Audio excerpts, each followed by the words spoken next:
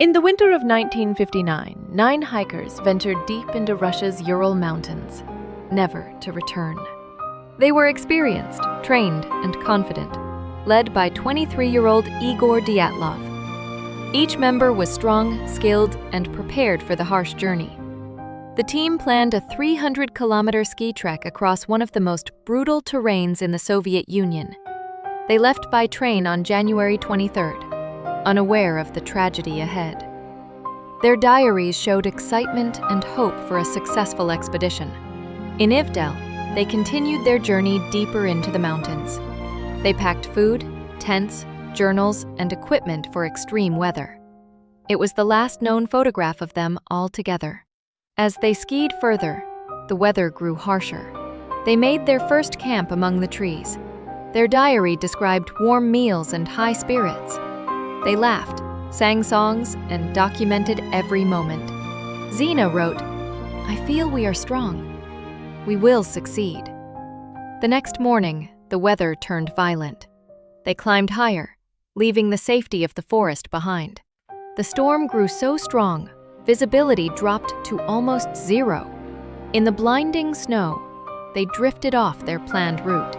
They chose to camp on the slope of Kholat Syakhl. It was a risky location, fully exposed to the storm. They cooked dinner, talked, and wrote in their diaries. Their final diary entry showed no fear, only routine.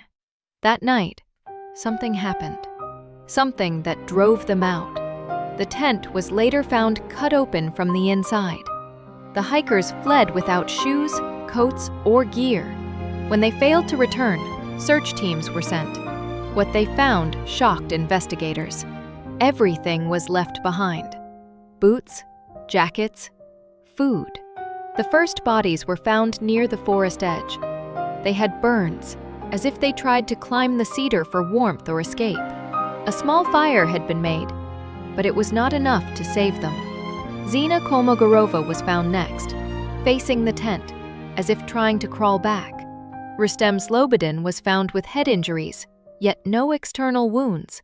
Dyatlov himself was discovered, lying as if determined to return. But 4 members remained missing for months. When spring arrived, the final discovery was made. They found the remaining 4, hidden in a ravine under meters of snow.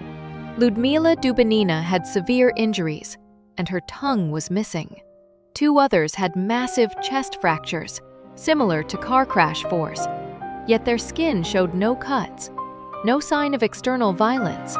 Some of their clothing tested positive for radiation. Investigators were baffled. Nothing made sense. The case was quietly closed. The explanation? A compelling, unknown force. One theory suggests rare mountain winds caused panic through infrasound. Another theory points to a small slab avalanche forcing them to flee.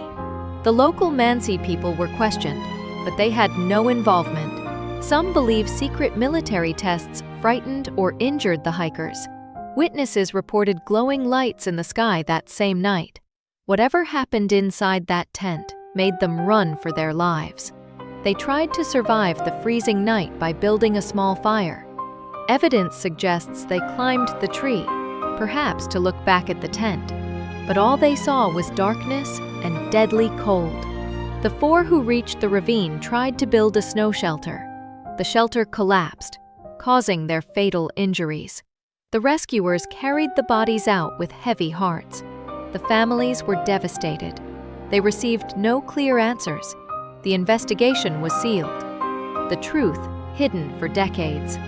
Modern studies continue to search for a logical explanation. But Dyatlov Pass still holds its silence, unchanged and unforgiving. To this day, the Dyatlov Pass mystery remains one of the most chilling, unsolved tragedies in history.